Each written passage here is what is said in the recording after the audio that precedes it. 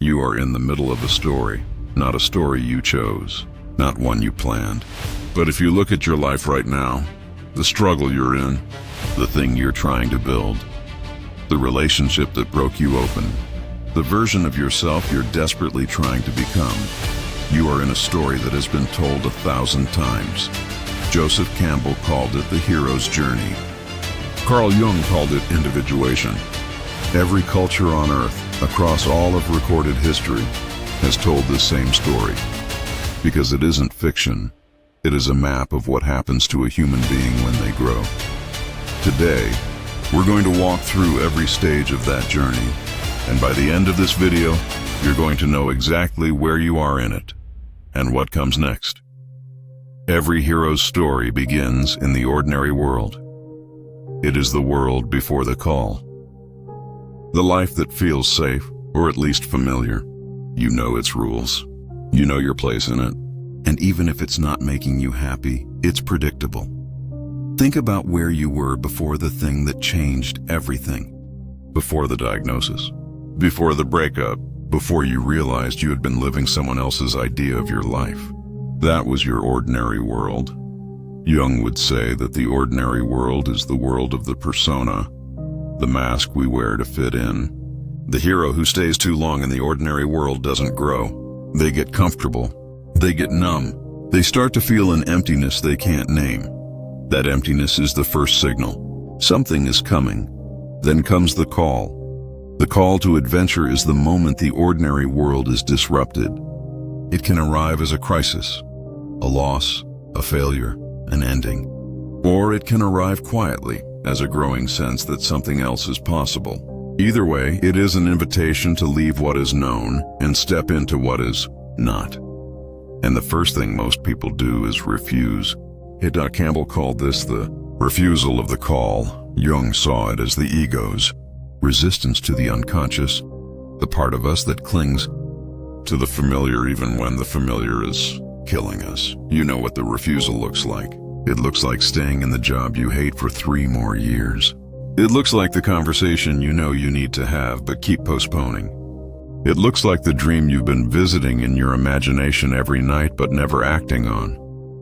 The refusal is not weakness. It is human. But here's what Campbell discovered. The call doesn't go away. It gets louder, and the longer you refuse it, the more painfully life tends to force the issue. Before the hero crosses the threshold, they often meet a mentor. The mentor is the figure who gives the hero what they need. Not to survive the entire journey, but just to take the first step. Gandalf giving Frodo the map. Morpheus giving Neo the red pill. A therapist who says the one thing that finally breaks through. Jung saw the mentor as the wise old man archetype, a manifestation of the self, the deepest layer of the unconscious, reaching up to help the ego make the crossing. Sometimes the mentor appears as a person. Sometimes it arrives as a book, an idea, a conversation you weren't expecting to change you. And then comes the threshold. The threshold is the point of no return. The moment you quit the job, end the relationship, start the thing, say the thing out loud for the first time, cross it, and the ordinary world is behind you. You can't unknow what you now know about yourself. Most people spend their entire lives standing at the threshold, feeling the pull, imagining the crossing, but never quite stepping through. Once the hero has crossed the threshold, the real journey begins. The new world is disorienting. Nothing works the way it did before. The rules are different. The hero encounters tests, challenges that reveal what they're made of. They find allies, people who see what they're trying to become and choose to walk beside them. And they encounter enemies, both external and internal. Pay attention to the internal enemies. They are always more dangerous than the external ones. They are the limiting beliefs, the self-sabotage patterns, the voice that says you don't deserve to succeed. Jung called these shadow projections, the hero's own repressed material, externalized into the world as obstacles. Then the hero approaches what Campbell called the innermost cave, the most dangerous place on the journey. It is the site of the supreme ordeal, the thing they fear most, the confrontation they have been building toward. In the psychological sense, the cave is where you meet your shadow. It's where the successful person has to finally confront their terror of failure, where the strong person has to acknowledge their vulnerability, where the giver has to admit what they actually need. Nobody wants to enter the cave. That's precisely why it's where the treasure is buried. The ordeal is the death and rebirth at the heart of the hero's journey.